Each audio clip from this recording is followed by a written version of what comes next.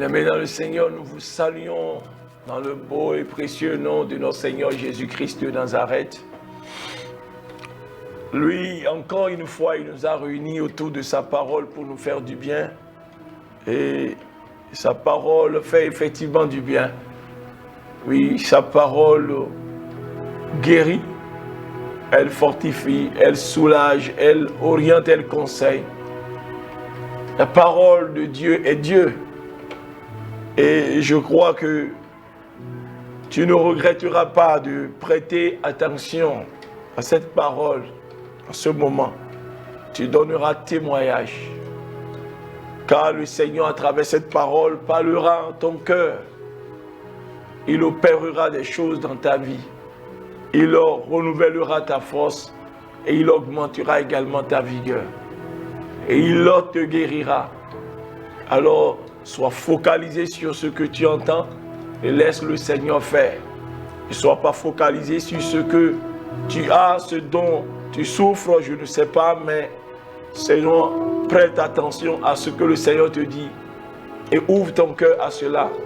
Et le Seigneur fera même l'inimaginable dans ta vie. Sois béni. Et comme nous savons le faire, oui, c'est l'adorer. L'adorer, toujours à l'entame de cette mission, l'adorer. Alors ensemble, adorons le Seigneur. Élevons son saint nom. Glorifions-le. Bénissons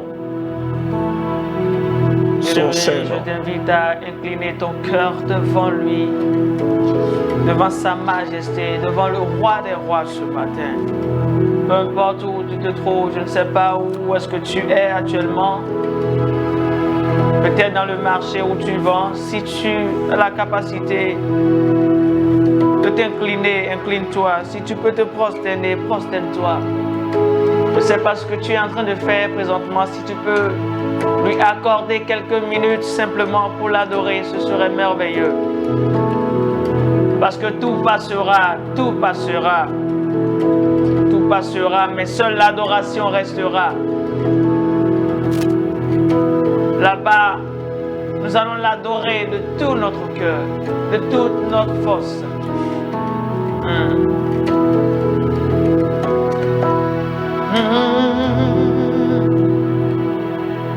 Ma voix, mais me no same way, ma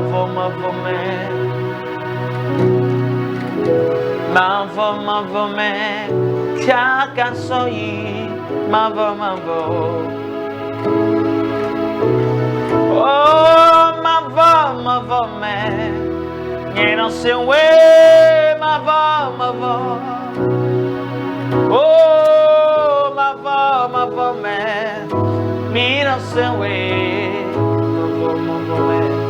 Togo twe no same way, ma voix, mais me no same way, ma voix, mais ma voix, mais Kaka soyi, ma voix.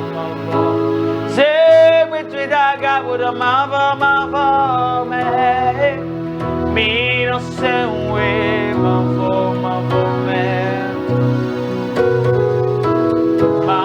ma voix, mais Kaka soyi. Ali don't you be, best don't you be, no say way. Ma voix, mais you don't say way, ma voix, mais oh, ma voix, mais you don't say way, ma voix. Oh, ma voix, mais you don't say way, ma voix.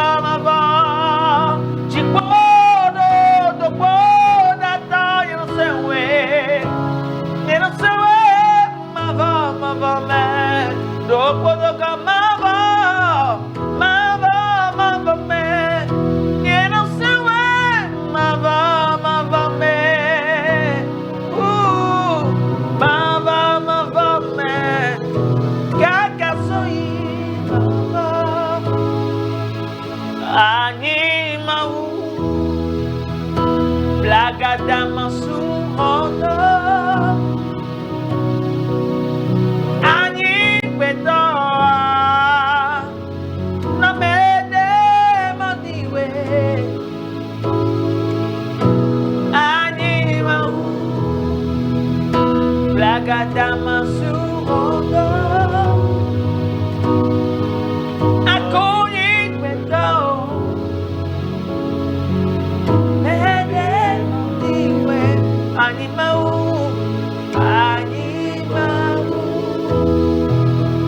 Blagadama surondo Ani betoa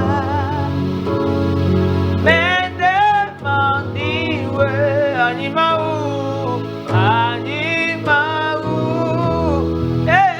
Blagadama surondo Ani betoa Mede mandiwe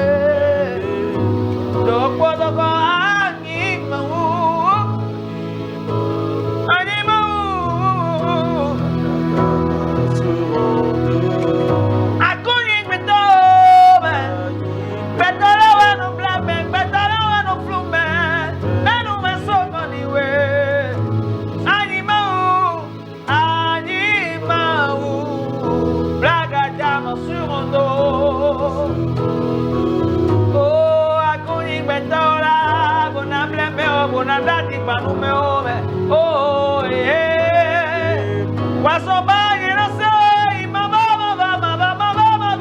eh mama me no sei mama oh mama oh kakasoi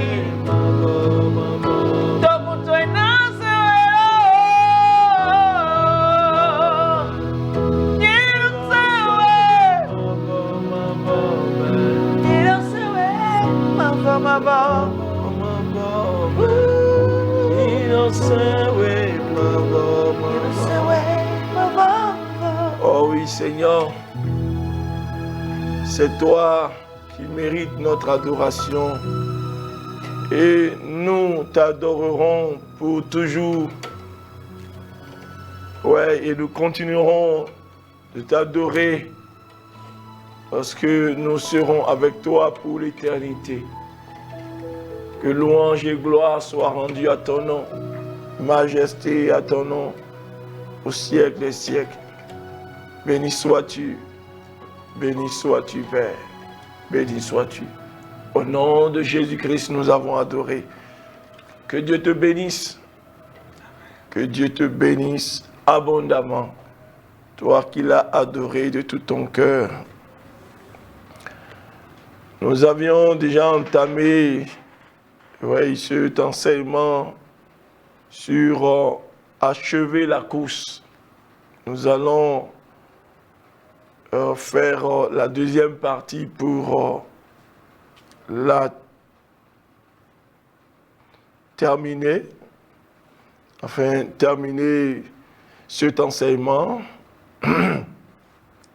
Nous avons dit que il n'y a pas de médaille pour ceux qui ont commencé la course, mais il y en a pour ceux qui l'ont terminé et bien terminé. Alléluia. Et nous avons compris que nous sommes dans une course. Dans notre marche chrétienne, nous sommes dans une course sur cette terre. Et cette course, il faut la courir jusqu'au bout afin de mériter une médaille. Alléluia.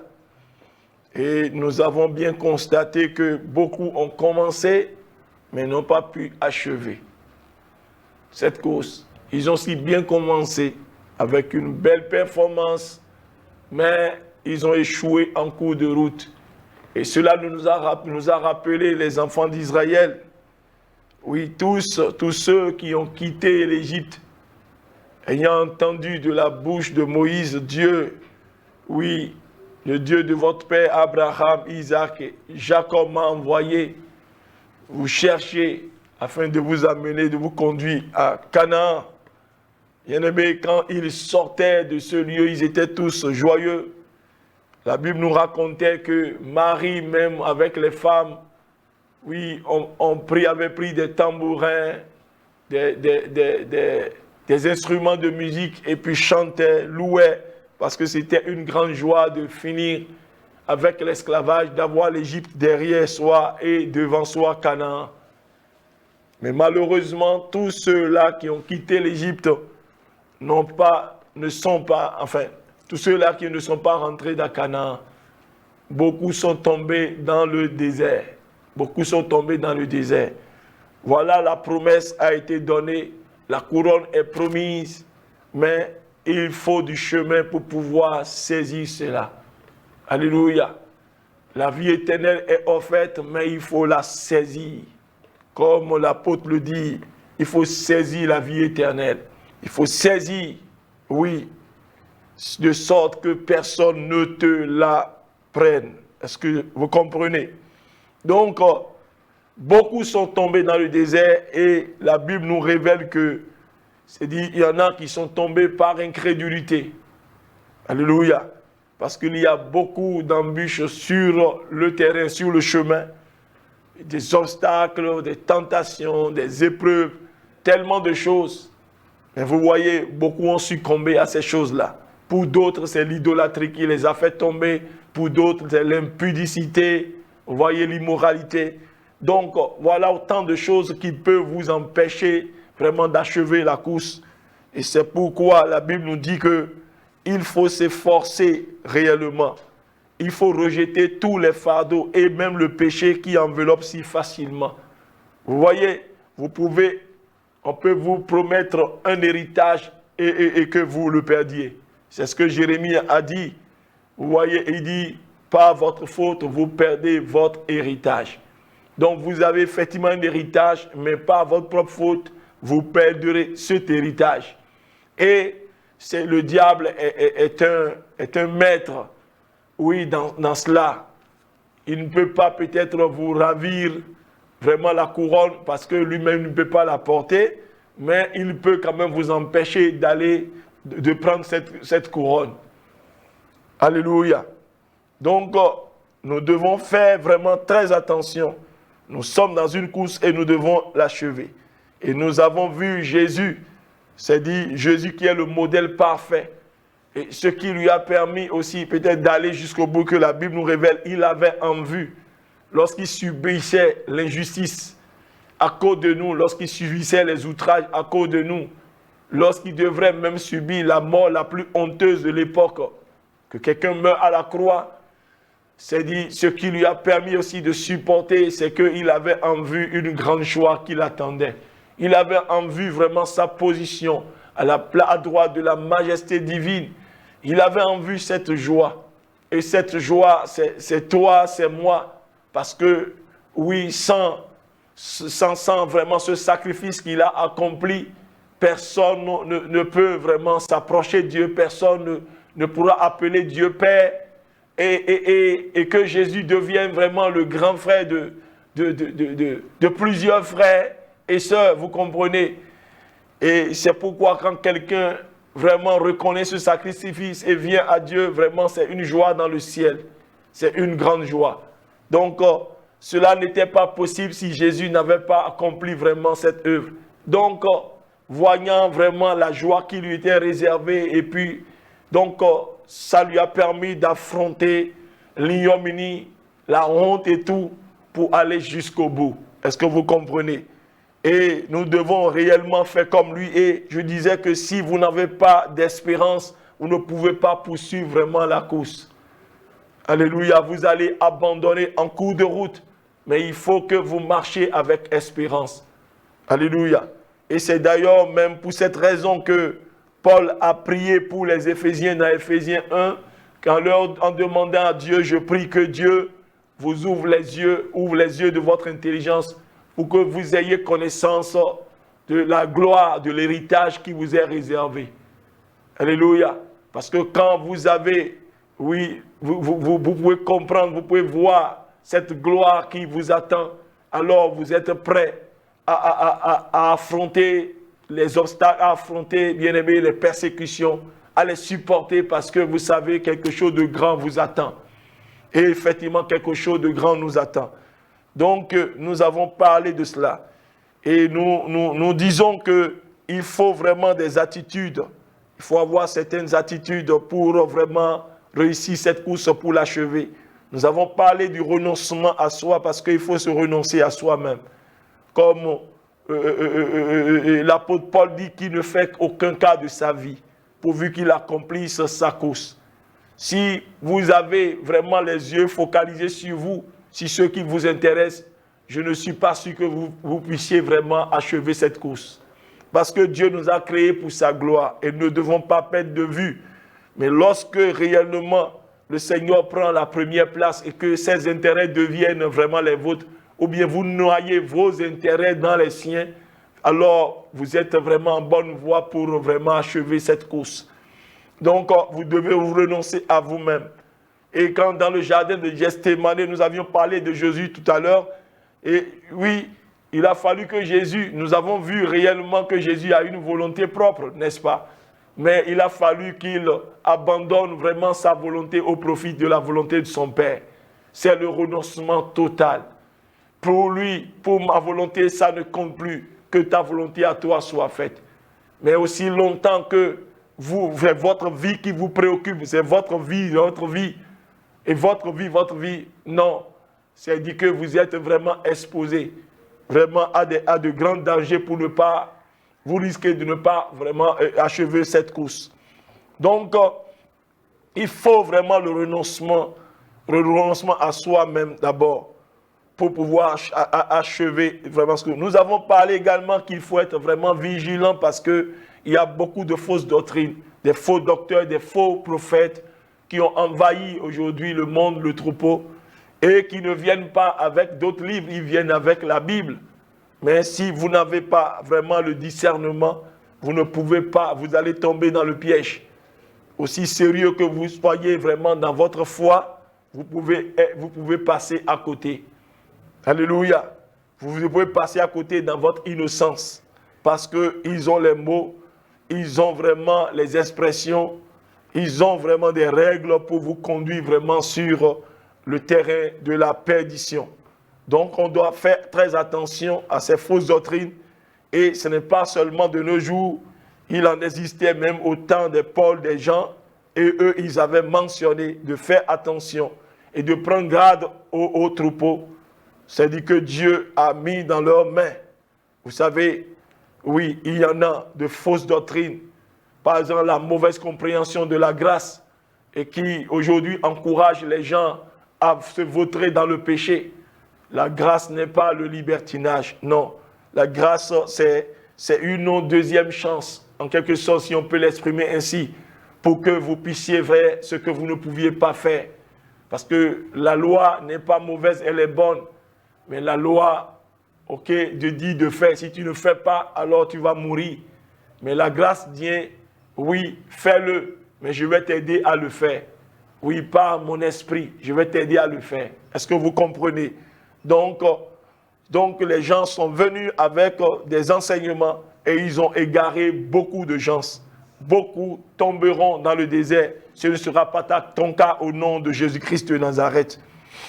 Oui, et Paul a crié, pourquoi vous avez commencé si bien et puis vous êtes arrêté en chemin.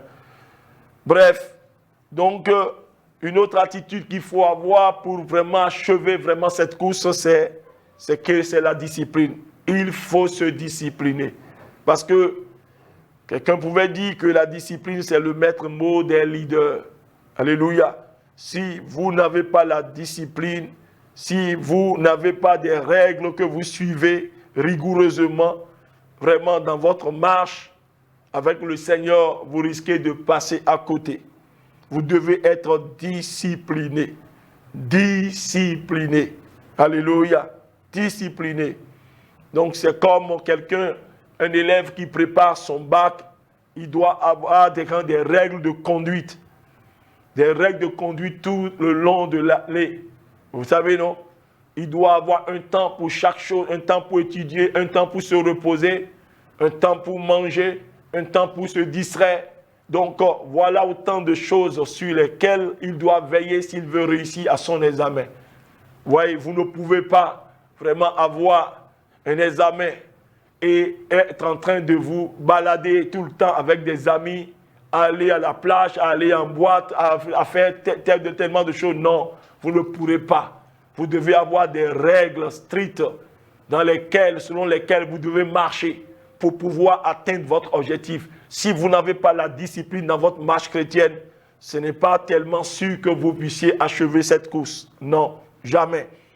Et je crois que c'est dans ce sens que Paul a dit dans 1 Corinthiens 9, 24 à 27. Paul dit, il dit, ne savez-vous pas que ceux qui courent dans le stade courent tous, mais qu'un seul remporte le prix.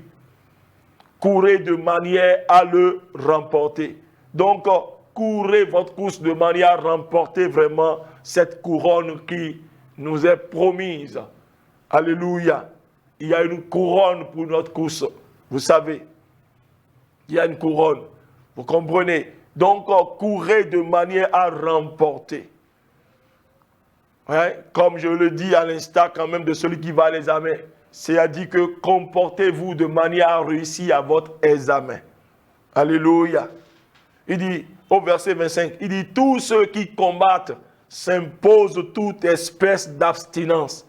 Et ils le font pour obtenir une couronne corruptible. Mais nous, faisons-le pour une couronne incorruptible. Est-ce que vous comprenez? Tout ce, parce qu'il fait une analogie avec vraiment ce qui se fait naturellement, les compétitions sportives. Vous voyez un peu. Vous voyez, vous ne pouvez pas, c'est-à-dire avoir une, comment dirais-je, une compétition ou bien un combat demain pour un boxeur et que déjà la veille, vous vous empiffrez, vous ne dormez pas, enfin, vous vous livrez à l'alcool ou bien vous buvez n'importe comment. Non. Alléluia. Donc, c'est comme également comment dirais-je, les mannequins. Si vous voulez avoir la taille, vous voulez avoir vraiment la silhouette qu'il faut pour vraiment, pour faire impression, pour impacter, il y a des repas que vous devez vraiment refuser. C'est-à-dire vous devez vous priver de certains repas.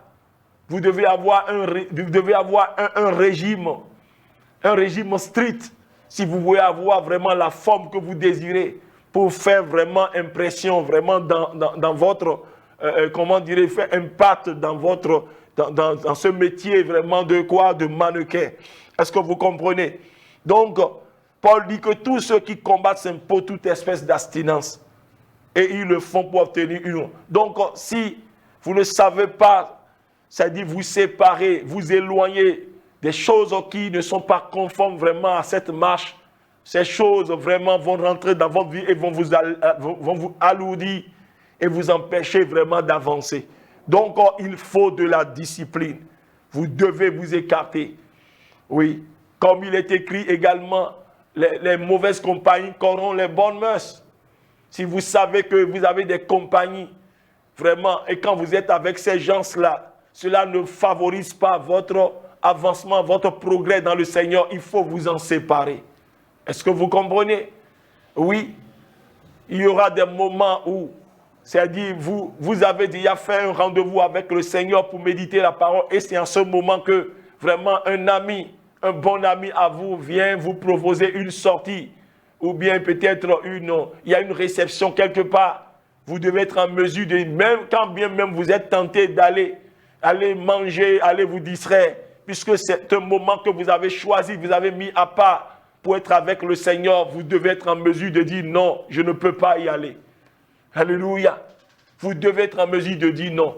Mais très souvent, oui, par crainte peut-être de déplaire ou bien de frustrer un ami, c'est-à-dire on accepte ces propositions au détriment de notre communion avec le Seigneur. Là, vous n'êtes pas discipliné. Oui, vous n'êtes pas discipliné. Ne pensez pas que c'est dit que votre discipline va plaire à tout le monde. Non, mais je vous assure que vous allez beaucoup gagner avec le Seigneur si vous vous disciplinez. Et sans cette discipline, bien-aimés, vous risquez de passer à côté et de ne pas achever cette course. Il faut se discipliner. Oui. Paul continue en disant, il dit, moi donc, verset 26, de 1 Corinthiens 9 toujours, il dit, moi donc je cours non pas comme à l'aventure, je frappe non pas comme battant l'air. Donc il ne va pas au hasard. il sait là où il va. Il sait ce qu'il veut faire. Tu vois, non?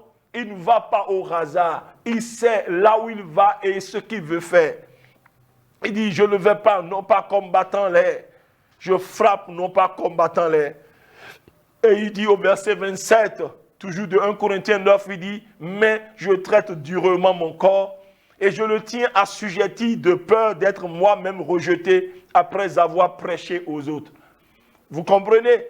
Il traite durement, c'est-à-dire qu'il n'accorde pas à son corps tout ce que ce corps lui demande. Parce qu'il y a des choses que votre corps va vous demander et vous devez être en mesure de le lui refuser. Vous n'êtes pas appelé à tout lui donner. Vous comprenez, le corps, c'est-à-dire, ne veut pas se soumettre à Dieu, mais vous devez le tenir soumis à Dieu. Alléluia, c'est ce qu'il veut dire.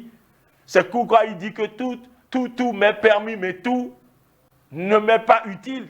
Tout m'est permis, mais tout n'est pas utile. Alléluia. Vous devez vraiment discerner. Vous devez faire la part des choses. Parce qu'aujourd'hui, les gens se permettent toutes choses. Mais est-ce que tout ce que vous vous permettez, est-ce que cela vous est utile? Donc c'est ça, la discipline exige que vous écartez de votre vie des choses qui ne vont pas contribuer à votre avancement, à votre marche pour pouvoir finir la course. Donc c'est ça la discipline. Donc Paul dit, je traite durement mon corps. Ça dit, je ne lui donne pas tout ce qu'il me demande. Je le tiens assujetti. Alléluia.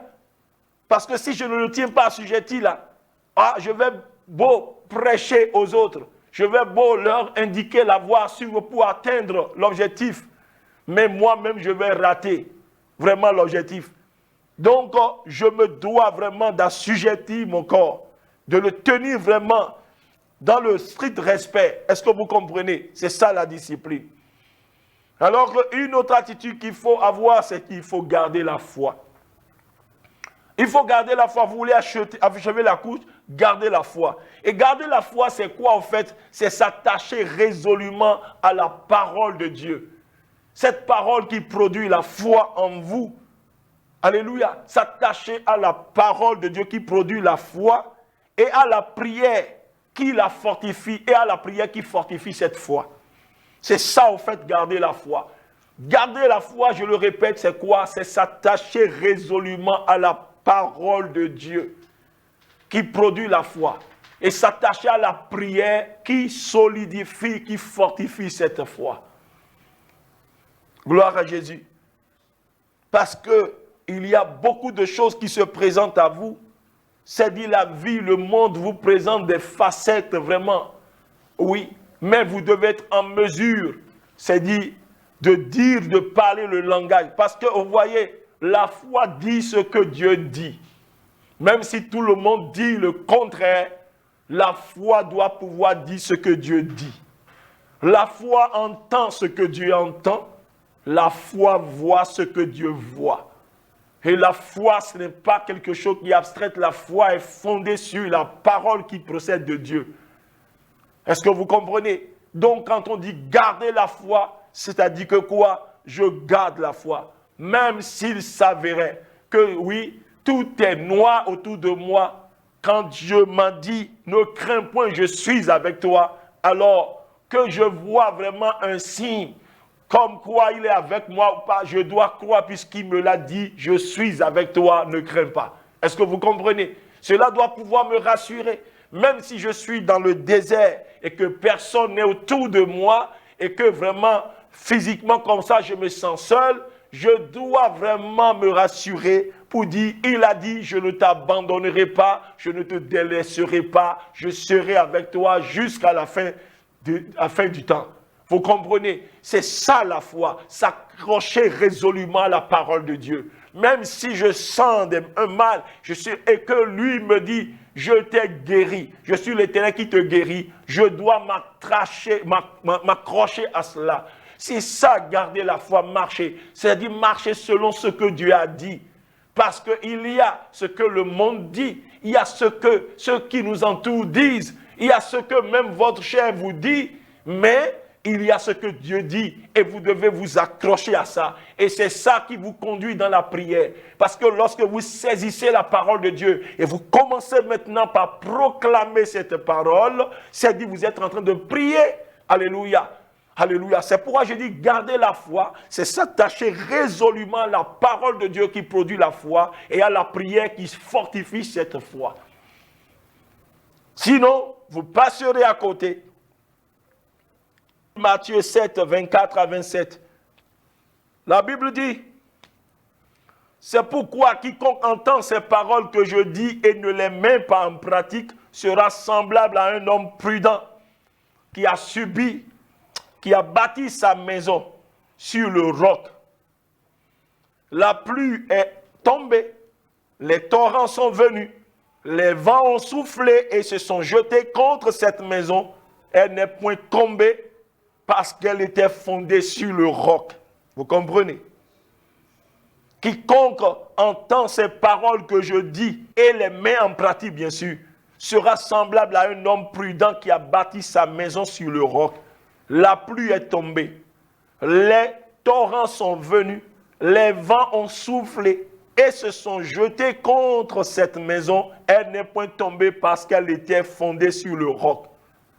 Mais, verset 26, mais quiconque entend ces paroles que je dis et ne les met pas en pratique, sera semblable à un homme insensé qui a bâti sa maison sur le sable. La pluie est tombée, les torrents sont venus, les vents ont soufflé et ont battu cette maison. Elle est tombée et sa ruine a été grande. Alléluia. Gloire à Jésus. La maison même, c'est vous-même, c'est nous-mêmes qui sommes la maison. Alléluia. Et qu'est-ce qu'il dit? Il dit cette maison doit être bâtie quoi? Sur le roc. Cette maison doit être bâtie sur le roc, sur Jésus-Christ de Nazareth. Jésus étant la parole. Vous comprenez? Jésus est la parole. Donc il dit que celui qui entend la parole et qui met la parole en pratique, il est semblable à celui-là qui a bâti sa maison sur le roc. Tu vois, la pluie est tombée, la pluie, les torrents, les vents dont on parle ici, bien aimé, c'est les oppositions, c'est les persécutions, c'est tout ce qui peut, c'est-à-dire tout ce qui nous affronte, tout ce qui s'oppose à nous dans notre marche, dans cette course. Vous voyez un peu, tout ce qui vient nous assaillir de toutes parts pour nous empêcher d'aller jusqu'au bout, vraiment de cette course. C'est ça, les vents, les torrents, la pluie et tout ça là. Tout ça là vient frapper contre la maison. Mais puisque la maison est basée sur le roc, sur la parole, bien aimé, les vents, les torrents ne peuvent vraiment rien contre cette maison. Elle tient debout. Alléluia. Elle tient debout. C'est pourquoi je dis que si vous ne vous attachez pas à la parole de Dieu, à ce que Dieu a dit, et que vous vous laissez vraiment à ce que le monde dit, à ce que les informations disent seulement, et que ce sont ces choses-là qui nourrissent vraiment vos pensées et qui vous poussent à l'action, vous risquez de passer à côté. Ce n'est pas vraiment sûr que vous puissiez achever cette course. Donc, c'est ça. Mais celui-là qui ne met pas en pratique la parole de Dieu et qui la met en oubli, bien aimé, il est comme celui-là qui a bâti sa maison sur le sable.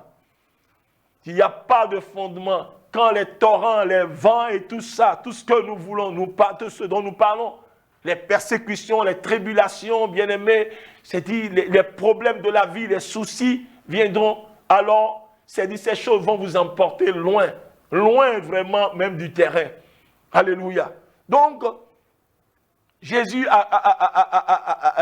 le Seigneur a parlé, a pris vraiment, comment dirais-je, cette image pour nous expliquer, alléluia, pour nous expliquer, c'est-à-dire les deux tableaux. C'est-à-dire celui-là qui met en pratique la parole et celui qui ne met pas en pratique la parole de Dieu.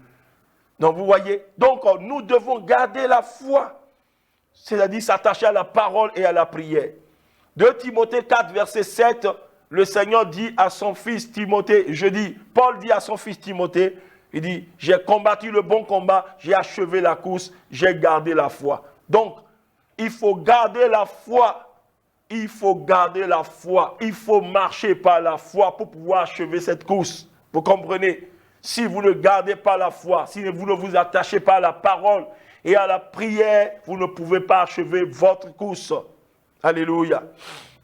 Donc, retournez à la parole de Dieu. méditer la parole de Dieu. Josué 1,8 nous a dit que ce livre de la loi ne s'éloigne point de ta bouche. Il faut le méditer jour et nuit et agir fidèlement selon tout ce qui est écrit. Et c'est en faisant cela que tu auras du succès. Tu auras la réussite dans tes entreprises. Est-ce que vous comprenez? Il n'y a pas de véritable succès en dehors de la parole de Dieu. C'est ce que Dieu essaie de nous dire. Donc, comprenez que si vous gardez la foi, vous vous attachez à la parole, à la prière, c'est dit, il est vraiment sûr que vous puissiez achever vraiment cette course. 1 Pierre 1, 3 à 9 nous dit, béni soit Dieu. 1 Pierre 1, 3 à 9, béni soit Dieu, le Père de notre Seigneur Jésus-Christ, qui, selon sa grande miséricorde, nous a régénérés pour une espérance vivante par la résurrection de Jésus-Christ d'entre les morts. Alléluia. Pour un héritage qui ne peut ni corrompre, ni souiller, ni flétrir, lequel vous est réservé dans les cieux. À vous qui, par la puissance de Dieu, êtes gardés par la foi pour le salut prêt à être révélé dans les derniers temps. C'est là ce qui fait votre joie, quoique maintenant, puisqu'il le faut, vous soyez attristés pour un peu de temps par diverses épreuves. C'est dit, il a lu le verset 6. Vous voyez, ils sont attristés pour un peu de temps. Nous sommes attristés pour un peu de temps, mais nous sommes en joie, même quand nous avons même des épreuves, des oppositions. C'est dit, c'est parce que nous avons une espérance. Alléluia. Ce que le Seigneur nous a révélé par sa parole, ce qu'il nous a révélé par l'évangile, ce qu'il nous a promis, ces choses-là gardent notre cœur en lui. Donc quand bien même les épreuves viennent frapper, bien-aimés, en pensant à ce qui nous attend, alors nous sommes quand même dans la joie. Alléluia. Oui. Donc je reprends le 6, il dit, c'est là ce qui fait votre choix, quoique maintenant, puisqu'il le faut, vous soyez attristés pour un peu de temps par diverses épreuves, afin que l'épreuve de votre foi, plus précieuse que l'or périssable, qui cependant est éprouvé par le feu, ait pour résultat la louange, la gloire et l'honneur lorsque Jésus-Christ apparaîtra. Donc la louange, la gloire et l'honneur, c'est des choses qui sont réservées pour ceux-là qui finiront vraiment la course. Parce que leur maître Jésus-Christ, lorsqu'il apparaîtra, oui, dans la gloire, eux aussi, ils paraîtront dans la gloire. Est-ce que vous comprenez? C'est ça. De lui que vous aimez sans l'avoir vu, le verset 8, en qui vous croyez sans le voir encore, vous réjouissant d'une joie ineffable et glorieuse, parce que vous obtiendrez le salut de vos âmes pour prix de votre foi. Pourvu que vous gardiez la foi jusqu'au bout, pourvu que vous gardiez vraiment la foi en lui jusqu'au bout.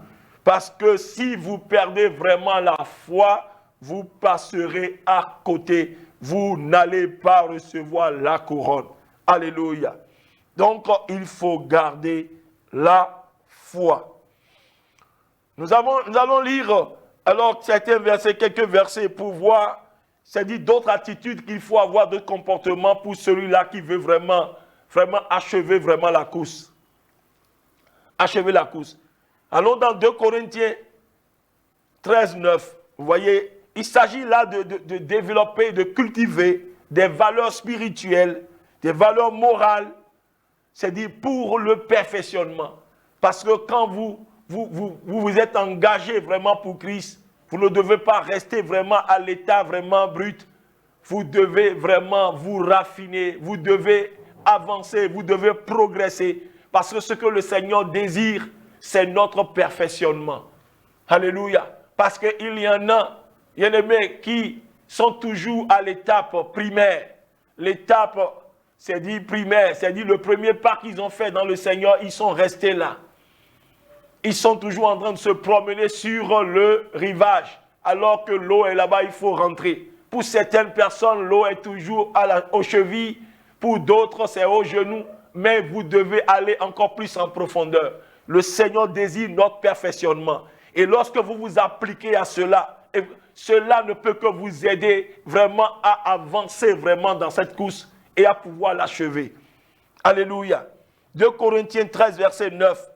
Nous réjouissons lorsque nous sommes faibles, tandis que vous êtes forts. Et ce que nous demandons dans nos prières, c'est votre perfectionnement. Donc le Seigneur veut notre perfectionnement. Aujourd'hui, même quand il y a des programmes pour perfectionner les chrétiens, non, ils n'ont pas le temps. Mais si c'est des programmes de réjouissance, de divertissement, là, ils en ont le temps. Ils ont le temps de se réjouir, mais ils n'ont pas le temps de recevoir la parole, d'être nourris même de la parole solide. Même quand la parole solide commence par être donnée, prêchée, alors il faut que les gens pensent que non, vous êtes en train de parler de moi, vous êtes en train de parler de moi. Bien-aimé, la parole de Dieu s'est adressée, ne s'adresse pas aux animaux. La parole de Dieu s'adresse aux hommes. Est-ce que vous comprenez? La parole de Dieu, je ne sais pas ce que je suis en train de prêcher maintenant. Peut-être vous avez à côté de vous votre chien. Est-ce que c'est à votre chien que je suis en train de parler? Non, c'est à vous. Et à vous. C'est un homme mature et que même si on parle de vous, la question qu'il faut se poser est que ce que la parole de Dieu dit là, cette parole est en train de dire, est-ce que cela me concerne? C'est la question qu'un homme mature ou bien une femme mature doit se poser. Est-ce que cela me concerne? Si je dis vraiment, quitte l'adultère, je dis ça. Et tu te dis, ah, si peut-être hier tu as commis l'adultère. Si hier tu as commis l'adultère. Et je dis aujourd'hui maintenant, sors de l'adultère. Et en même temps tu penses que hier, c'est certainement que quelqu'un t'a vu ou bien je t'ai vu hier commettre l'adultère. C'est pourquoi je parle de ça. Non, ce n'est pas la question. Il se pourrait que je t'ai même vu commettre ça. Mais la question qu'il faut se poser est que, est-ce que j'ai commis ou pas? Si j'ai commis, alors qu'est-ce que Dieu me demande? C'est de me repentir. Mais je laisse le mal, je laisse le péché, et puis je m'attaque à qui? À celui qui m'apporte le message. Non, ça c'est une ruse de l'ennemi pour endurcir ton cœur, pour que tu continues, tu persévères dans ça jusqu'à ce que la ruine fonde sur toi. Alléluia. Donc, bien-aimés, les chrétiens aujourd'hui aiment trop le divertissement, les réjouissances et tout. Mais quand il s'agit de venir et de s'asseoir, non, pour écouter, non, il ne veut pas. Le Seigneur désire notre perfectionnement. Alors, bien-aimé, il faut t'examiner pour voir si tu es encore dans la foi. Non, il faut t'examiner. Alléluia. Tu dois quitter cette étape. Dis à celui qui est à côté de toi, là où tu es, dis-lui, non, il est temps maintenant de faire un pas de plus. Il est temps d'avancer encore d'un pas de plus. Le Seigneur désire ton perfectionnement. Dis-le lui. 2 Pierre 1, à partir du verset 2. Que la grâce et la paix vous soient multipliées par la connaissance de Dieu et de Jésus-Christ notre Seigneur. Et vous voyez, vous voulez que la grâce vous soit multipliée. Vous voulez que la paix vous soit multipliée. Cela est étroitement lié à la connaissance de Dieu. La connaissance de Jésus-Christ. Quand vous vous appliquez à connaître Dieu, à connaître Jésus-Christ, alors automatiquement, bien-aimé, la grâce et la paix vous sera multipliée. Alléluia. Il y a un rapport entre les deux. Vous voulez que la grâce vous soit multipliée. La paix vous soit multipliée. Mais vous devez davantage connaître Dieu, connaître Christ. Alléluia. Il dit comme sa divine puissance, verset 3. Verset 3 de 2 Pierre 1 toujours. Comme sa divine puissance nous a donné tout ce qui contribue à la vie et à la piété, au moyen de la connaissance de celui qui nous a appelés par sa propre gloire et par sa vertu, lesquels nous assurent de sa part les plus grandes et les plus précieuses promesses, afin que par elles vous deveniez participants de la nature divine, en fuyant la corruption qui existe dans le monde par la convoitise. À cause de cela même, faites tous vos efforts pour joindre à votre foi la vertu. À la vertu, vous joignez quoi? La science. À la science, la tempérance. À la tempérance, la patience. À la patience, la piété. Et à la piété, l'amour fraternel. À l'amour fraternel, la charité. Car si ces choses sont en vous, et ils sont avec abondance, elles ne vous laisseront point oisifs, ni stériles pour la connaissance de notre Seigneur Jésus-Christ. Mais celui en qui ces choses ne sont point, est aveugle. Il ne voit pas de loin, et il a mis en oubli la purification de ses anciens péchés.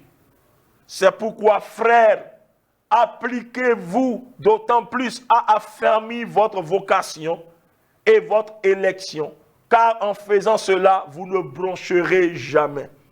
C'est ainsi, en effet, que l'entrée dans le royaume éternel de notre Seigneur et Sauveur Jésus-Christ vous sera pleinement accordée. Relisons le verset 11. C'est ainsi, c'est en faisant tout ce qui précède, vous voyez, en développant, en cultivant vraiment toutes ces valeurs spirituelles, morales, c'est-à-dire en joignant à votre foi la vertu, la piété, la science, la tempérance, la patience, ces choses qu'il faut rechercher réellement. C'est-à-dire qu'il dit, c'est ainsi en effet que l'entrée dans le royaume éternel de notre Seigneur et Sauveur Jésus-Christ vous sera pleinement accordée. Pleinement accordée. Quelqu'un pouvait dire, mais est-ce que c'est ce que nous devons faire pour encore avoir la vie éternelle? Non. Vous savez, cette vie, elle est disponible. Ce royaume, elle n'était pas disponible. Cette vie n'était pas disponible. Vous ne pourriez pas avoir assez. Vous ne pourriez pas l'avoir. Il n'y a rien que vous puissiez faire pour obtenir. La seule chose qui doit faire que Jésus meure et que vous croyez en Jésus-Christ d'abord, pour que vous soyez déclarés justes. Ça là, c'est une condition, c'est-à-dire inévitable, incontournable. C'est-à-dire c'est rendu disponible. Et vous pouvez maintenant avoir accès à cela.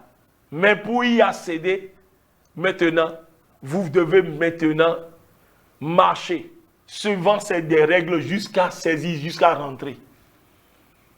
C'est-à-dire, si on met de côté ce que Jésus a fait, c'est-à-dire ces règles ne valent rien. Ces règles vraiment trouvent leur valeur dans ce que Christ a fait. Vous comprenez? Parce qu'il faut bien nuancer, il faut que vous compreniez, parce que quand on parle de ces choses, les gens croient que non, vous êtes en train de dire qu'il faut accomplir des œuvres pour hériter, pour être sauvé. Non, ce n'est pas des œuvres. Sans l'œuvre de Christ là, aucune œuvre n'a de valeur. Aucune œuvre. Vous voyez? C'est si. Comme j'ai eu l'habitude de dire que, c'est-à-dire que on vous a prescrit un médicament qui est en rupture. Il n'y en a pas du tout. Alors que là, vous en avez besoin. Vous en avez vraiment besoin. C'est vraiment urgent. Parce que si vous ne trouvez pas ce médicament, vraiment le pire pouvait se produire. Et voici maintenant, on vous annonce que le médicament est arrivé et c'est à un seul endroit. Rendez-vous à tel endroit, à l'endroit X, pour obtenir. Donc le médicament est disponible pour que vous puissiez aller chercher. Alors, dans la précipitation, vous vous mettez, c'est-à-dire sur votre moto, et qu'est-ce que vous faites? Alors, vous vous lancez dans cette course pour aller chercher le médicament qui n'était pas disponible, mais qui est disponible. Mais parce que vous êtes tellement pressé, au lieu de vous arrêter au feu rouge, non, vous avez continué votre marche. Et voici un véhicule qui est dans son plein droit parce que le feu est vert de son côté, est venu vous ramasser. Et alors, vous perdez la vie. Ce ne sera pas votre cas, ce n'est pas vous au nom de Jésus. Donc, alors, bien que le produit soit disponible, vous avez quand même perdu la vie. Pourquoi? Parce que vous n'avez pas respecté le feu tricolore, les feux tricolores. Vous ne vous êtes pas arrêté, ne serait-ce qu'une minute ou bien 30 secondes, avant d'avoir encore l'autorisation de passer. Vous êtes pressé, vous n'avez pas fait cas de cela, vous êtes passé et puis la voiture vous a renversé. Bien que le produit soit disponible, c'est ça au fait. Respecter le feu tricolore ne veut pas dire que non, c'est ce que vous voulez faire pour... Non, non, ce n'est pas ça que vous devez faire pour rendre disponible le produit. Le produit est déjà rendu disponible. Est-ce que vous comprenez? Donc, C'est-à-dire, relisez, nous allons y revenir. Ce n'est pas encore fini parce que nous avons des choses à parler sur ce sujet pour pouvoir vraiment achever la course. Nous aurons encore une suite à cela parce qu'il faut que nous puissions comprendre cela. Nous devons achever vraiment cette course. Les heures vraiment sont mauvaises. Satan s'est déchaîné. Il s'est donné, il affûte ses armes pour ravir à beaucoup de gens la course qui lui a été proposée vraiment par le Seigneur. Et nous ne devons pas lui permettre de nous ravir vraiment cette course, de nous ravir vraiment cette couronne. Alléluia. Donc, nous devons vraiment rechercher vraiment notre perfectionnement. Et c'est ce que le Seigneur désire également. Que Dieu vraiment nous bénisse. Je vais te demander si tu as déjà donné ta vie à Jésus. Est-ce que tu le lui as donné? Si tu n'as pas encore donné ta vie à Jésus, parce que je l'ai dit tantôt, c'est comme cela. Si tu veux vraiment rentrer dans cette course d'abord, même il faut que tu donnes ta vie à Jésus. Parce que toute course en dehors de Jésus, là, ne peut aboutir. Toute course en dehors de Jésus ne peut aboutir. Si tu veux vraiment entamer la vraie course, là, qui te conduira vraiment à la couronne de la vie, à la vie éternelle, c'est que tu dois donner d'abord ta vie à Jésus. Parce que c'est lui qui a rendu cette couronne disponible. Est-ce que vous comprenez? C'est ça le commencement de toute chose. Parce que le péché ne peut hériter du royaume. Mais Jésus est venu pour offrir le remède du péché. Sa vie, son sang en sacrifice. Donc accepter Jésus-Christ, c'est d'accepter Christ, c'est accepter le remède du péché qui peut t'empêcher vraiment d'avoir la couronne de vie. Est-ce que tu comprends? Donc si tu veux accepter Jésus, alors il faut prier cette prière avec moi. Dis Seigneur Jésus, je te dis merci. Merci pour ta croix. Merci pour ton sang versé à cause de moi. Pardonne-moi mes péchés. Lave-moi de mes péchés. Purifie-moi, Seigneur Jésus-Christ. Seigneur, je veux que tu sois mon Seigneur et mon Sauveur. Viens habiter en moi par ton Esprit Saint et sois le maître de ma vie désormais. Oui, Jésus, merci parce que tu m'as sauvé. Je le crois au nom de Jésus. Si tu as fait cette prière de tout ton cœur, laisse-moi te dire que oui, le Seigneur a inscrit ton nom dans le livre de vie. Maintenant, il faut que tu te trouves une église évangélique où la parole, la véritable, est enseignée. Et ça qui va te donner la grâce, c'est-à-dire, si c'est ça qui te permettra de te perfectionner, d'être plus affermi et de connaître le Seigneur. Je l'ai dit, si tu veux que les grâces de Dieu se multiplient dans ta vie, alors il faut connaître davantage Dieu, il faut connaître Christ. Plus tu le connais, plus cette grâce et sa paix augmentent en toi. Tu as compris? Donc nous allons prier pour terminer. Nous y reviendrons, nous allons continuer parce qu'il y a encore beaucoup de choses à comprendre. C'est dit pour ceux-là qui veulent achever la course. Père, nous voulons te dire merci. Nous voulons te rendre grâce, Seigneur, pour cet enseignement. Tu nous as permis encore de faire un pas de plus dans la connaissance de ces choses. Donne-nous la grâce, Seigneur, de les pratiquer afin d'être comme cet homme qui a bâti, Seigneur, sa maison sur le roc. Seigneur, je prie, Seigneur, pour, oui, quelqu'un. Je prie que, Seigneur, que tu restaures sa foi. Tous ceux-là qui se sont éloignés de la parole de Dieu, ramène-les vraiment à cette parole. Seigneur, tombe, remets encore dans leur cœur, souffle l'amour de ta parole dans leur cœur. Tous ceux-là qui sont fatigués, qui ne prient plus, Seigneur, envoie une onction fraîche, une grâce fraîche, Seigneur, sur leur vie, Papa. Enflamme encore leur vie de prière au nom puissant de Jésus-Christ de Nazareth. Seigneur Dieu Tout-Puissant, soutiens ces personnes. Je prie, Seigneur, d'accorder à ceux-là, Père, qui sont instables et qui ne savent pas se discipliner. Accorde-leur la grâce de se discipliner. Accorde-leur la grâce d'être ferme. Même s'il faut perdre, Seigneur, même des choses précieuses. Oui, pour que toi, tu sois glorifié dans leur vie, je prie de leur donner le courage. Que ton non soit leur non, que ton oui soit leur oui. Au nom puissant de Christ de Nazareth. Que toute influence de la mauvaise compagnie sur leur vie soit brisée. Au nom puissant de Christ de Nazareth, je prie, Seigneur, oh Dieu, que tu leur donnes la force, Seigneur, de cultiver les valeurs spirituelles, les valeurs morales, afin de se maintenir, Seigneur, dans la course. Au nom puissant de Christ de Nazareth, Père, nous te disons merci. Merci parce que tu l'as fait et tu le feras encore davantage. Merci pour tous ceux-là que tu as touchés, parce que pendant que ta parole passe, Seigneur, alors guéris ceux qui sont malades, maladies physiques, émotionnelles, spirituelles. Recevez la guérison maintenant au nom de Jésus. Le Saint-Esprit touche la partie maintenant où tu sens le mal, et le mal maintenant disparaît au nom de Jésus. Le mal disparaît maintenant au nom de Jésus. Tes yeux s'ouvrent et tu vois le chemin nouveau. Tu reçois maintenant le conseil divin pour agir dans cette situation. Tu as la croisée des chemins. Je prie maintenant pour toi. Le Seigneur met une pensée dans ton cœur et te dit que le choix à faire maintenant au nom de Jésus-Christ. Ce qui te semblait impossible devient maintenant possible. Reçois la grâce au nom de Jésus-Christ de Nazareth. Sois béni de la bénédiction de l'Éternel qui enrichit et qui n'est jamais suivi de chagrin. Que Dieu nous bénisse et à bientôt pour la suite de cet enseignement. Amen.